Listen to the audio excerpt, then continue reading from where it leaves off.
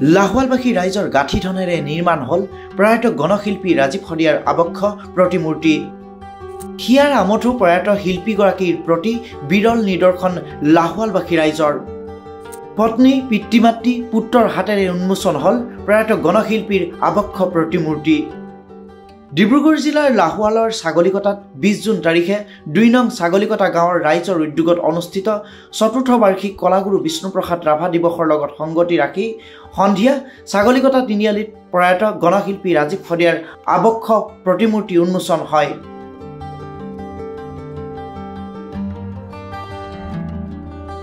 দুই নং ছাগলীকটা গাঁৱৰ ৰাইজৰ গাঁথিধনেৰে গণশিল্পী ৰাজীৱ শদিয়াৰ প্ৰতি শ্ৰদ্ধা জনাই প্ৰায় 2,50,000 টকা ব্যয়েৰে নিৰ্মাণ কৰিলে এই আবক্ষ প্ৰতিমূৰ্তি।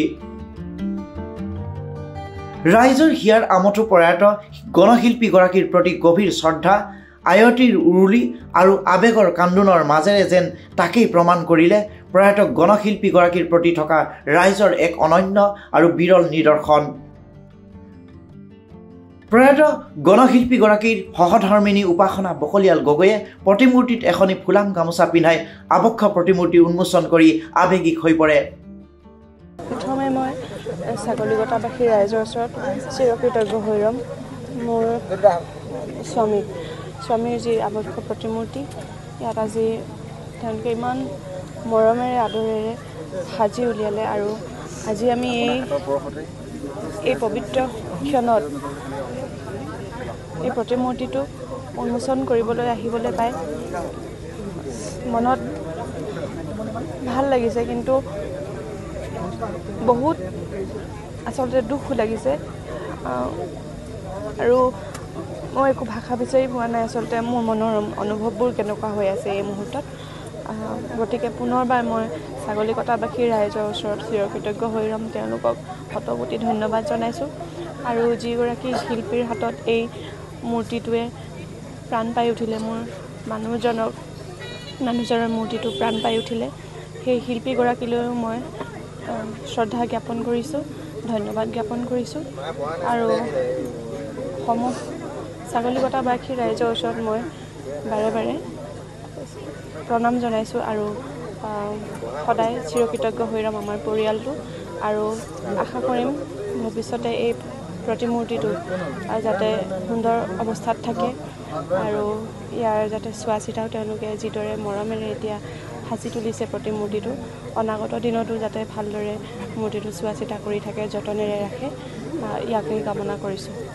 উন্মোচনী অনুষ্ঠানত গণশিল্পী ৰাজীৱ শদিয়াৰ পিতৃ-মাতৃ, পুত্ৰ, পৰিয়াল, মটক স্বায়ত্তশাসিত পৰিষদৰ মুখ্য কাৰ্যবাহী সদস্য ডেভিড চেতিয়া,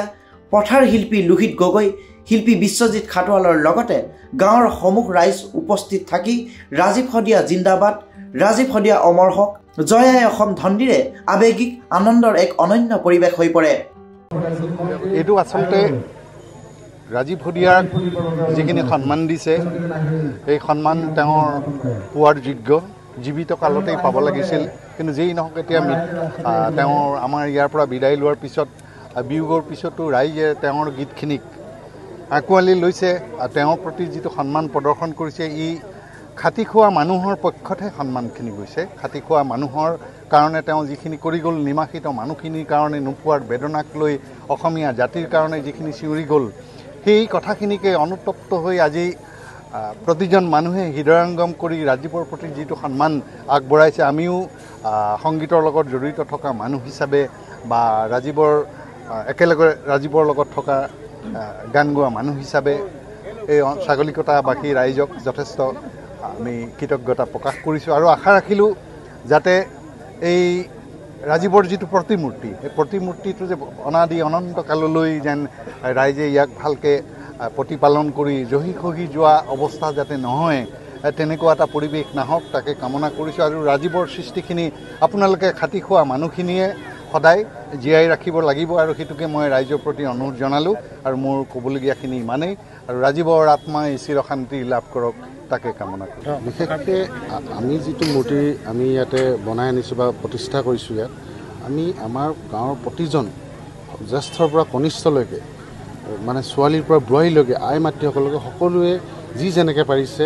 ৰাজীৱ শদিয়াৰ প্ৰতি এটা সন্মান, এটা শ্ৰদ্ধা আমাৰ ৰাইজে যে মানে আজি ৰাইজৰ আগত প্ৰতিষ্ঠা কৰিছে আজি যি 2 টকা যোনে যি পাৰিছে আমাৰ কোনো এটা ধৰা বন্ধা নিৰ্দিষ্ট নাছিল কোনোবাই 10,000 বা 20,000 এনেকুৱা নাছিল কোনোবাই যদি 10 টকা পাৰিছে কোনোবাই 1000 টকাও দিছে ইয়াতে আৰু এটা আমি গৌৰৱ কৰিব পাৰোঁ যে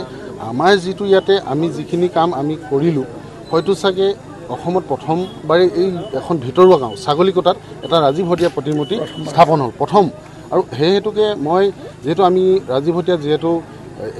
এই পৃথিৱীৰ পৰা গুচি গৈছিল তেতিয়া দল সংগঠনে যথেষ্ট কথা কৈছিল আমি নিউজত দেখিছিলোঁ ৰাজীৱ হদিয়াক মানুহে মানে চিনি নাপালে আজি তাৰিখত মানুহে নিউজ বজাইছে বা ইউটিউবত বহুত ভিডিঅ' আপলোড কৰে কিন্তু আমাৰ গাঁৱৰ মানুহখিনিক মই লৈ গৌৰৱ কৰিব পাৰোঁ আমি ৰাজীৱ হদিয়াক জীয়াই থাকোঁতে যিমান ভাল পাইছিলোঁ মৰাৰ পিছতো তেখেতক আমি সেই সন্মান দিছোঁ আচলতে গাঁঠি ধনটোৰ পিছৰ কথা এই যে ৰাজীৱ দাৰ প্ৰতি যি সন্মান যি আদৰ যি শ্ৰদ্ধা